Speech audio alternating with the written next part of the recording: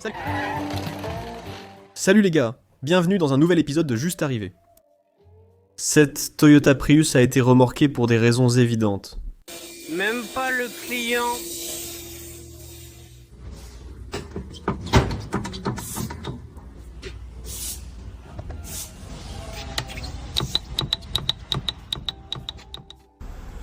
Le client signale que la marche arrière ne fonctionne pas.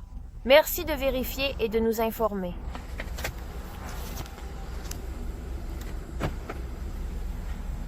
Nous n'irons pas en arrière. Nous avancerons. Nous n'irons pas en arrière. Après une inspection plus approfondie? Oh, il y a un bonbon pour la toux. Maintenant, ça fonctionne très bien en marche arrière. Bizarre. Le client signale une transmission cassée et une fuite. Merci de vos conseils. Le technicien a vu que sur ce RAM 3500 de 2013, la transmission était cassée et le châssis tordu près du support de suspension. Le client signale une fuite de liquide de refroidissement, après le remplacement de la pompe à eau et du joint de culasse dans un autre atelier. Et s'ils avaient été malins, ils t'auraient vendu un radiateur et auraient gagné de l'argent dessus. Pourquoi faire ça au lieu de gagner de l'argent avec un radiateur? Moi, je prendrais un radiateur. Je ne sais pas, je ne vais pas le faire pour toi. Le client signale que la moto ne démarre pas. C'est peut-être le problème. Il existe différentes méthodes pour remplacer les amortisseurs, certaines étant plus efficaces.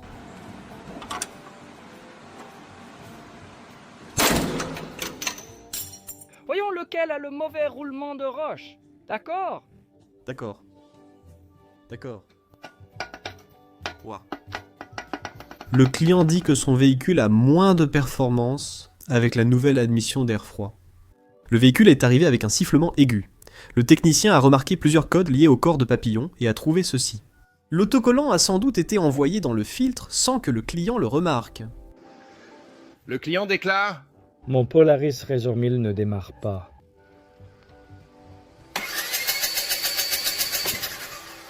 Le client a raison. Le client affirme que son véhicule a été touché par balle et ne démarre plus.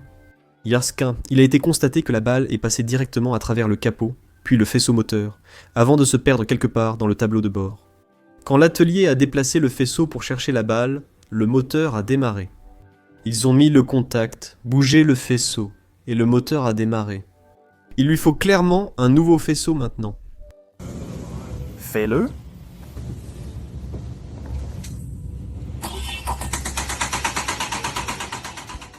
Ce client a roulé sur de l'asphalte chaud sur un chantier.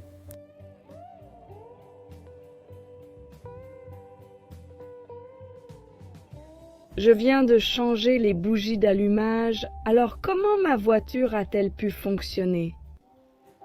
Qu'est-ce que... Client. État. L'échappement est fissuré. Échappement.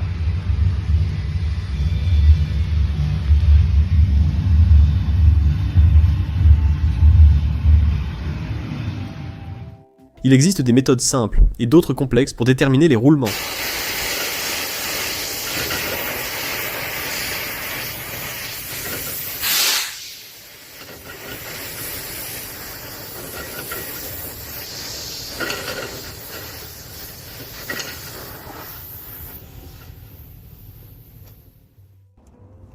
Le client déclare. Un claquement fort vient de l'avant droit lors de la vérification.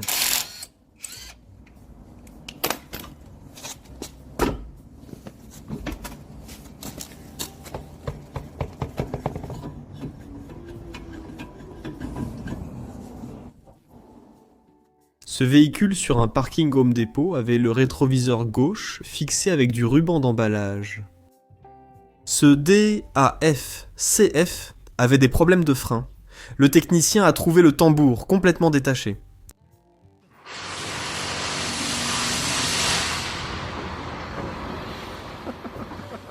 Ce client est arrivé 1 minute après la fermeture avec un Ford Transit 350 de 2008 pour changer un pneu. Le client n'a pas signalé au technicien la grosse hernie sur la paroi latérale intérieure lors de l'inspection. Ce qui était surprenant, c'est que la hernie contenait encore de l'air même lorsqu'elle était retirée de la roue. Nous avons ici une Ford d'une autre entreprise. Les couleurs doivent correspondre. Mais 6,8, donc VDX.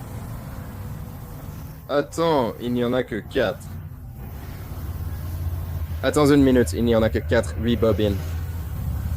57,3. Ce RAM 2500 2010 diesel avec transmission Stage 2 a été remorqué après qu'un bulldozer a cassé les 2 joints universels avant et tordu l'arbre avant. Cela a fait que la ligne avant est devenue comme un bretzel. Donc je suis ici en train de rendre visite à mes potes à la casse. Croyez-le ou non, ce véhicule a encore 3 mois sur la vignette. Vous voyez clairement qu'il n'y a aucun bas de caisse ici. L'oreille s'est détachée du support à cause de la rouille. Les planchers sont fichus. De ce côté ici, tu peux voir et sentir la moquette. Il n'y a absolument pas de bas de caisse. Il nous reste 3 mois sur la vignette. Cette Subaru est arrivée en surchauffe, radiateur éclaté. Le technicien frère du client a vérifié la courroie de distribution du véhicule âgé de 8 ans et ayant 100 000 miles. Le radiateur éclaté a peut-être sauvé le moteur par accident. Je possède un Jeep Wrangler 2022 avec moteur 3,6L. Il est venu pour un voyant allumé et une surchauffe. Le client n'a pas indiqué s'il avait travaillé sur le véhicule. Ben, je sais juste que c'est une Jeep avec des accessoires. Comme d'habitude, surélevé, gros pneus, phare FUD, accessoires tout-terrain, bref, une vraie Jeep. J'ai fait comme d'habitude. Je l'ai fait tourner jusqu'à ce que le ventilateur soit censé s'allumer. Il ne s'est pas allumé. Je l'ai commandé avec mon scanner. Rien. Aucune tension au connecteur avec le multimètre. Tu vois le deuxième plot au bout? Il était rayé et entaillé. La partie en plastique du boîtier à fusible. Quelqu'un était là récemment à bricoler ça. J'ai retiré tout le bloc de fusible et regarde ce que j'ai trouvé. Cet œillet semble tordu et la partie supérieure du fusible a été arrachée. Chevy Trax 2019. Mon client dit que ses freins faisaient du bruit, mais plus maintenant. Je ne sais pas pourquoi. Je ne peux même pas commencer à imaginer pourquoi. Peut-être un rotor à 5 pièces, peut-être que c'est... Le client signale que l'appareil ne démarre pas. Rechargez-vous. Il y a de la tension.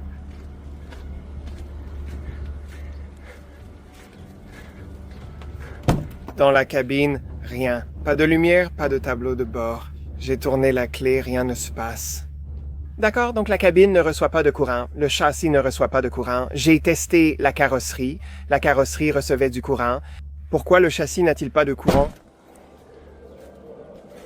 Ah, je suis en train de suivre les câbles. Ouvre le capot. Voici leur boîtier à fusible. Je pense savoir pourquoi ils n'en reçoivent pas. De courant. Vous pouvez soumettre des vidéos que vous avez filmées vous-même sur notre site web à justroledignité.com. J'espère que cette vidéo vous a plu et n'hésitez pas à laisser un like ou à vous abonner si ce n'est pas déjà fait. Merci d'avoir regardé.